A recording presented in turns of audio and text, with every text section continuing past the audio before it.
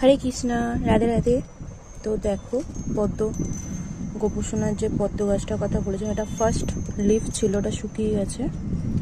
আর second আরেকটা leaf বেরিয়েছে, সেটাও শুকিয়ে যাচ্ছে একটু একটু, বাট এখন অনেকটা আছে।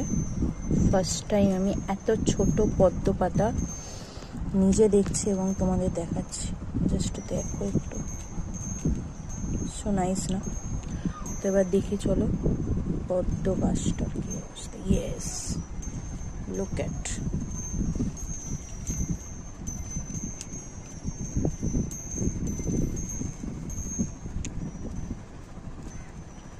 তো এই হচ্ছে পদ্ম গাছটার অবস্থা।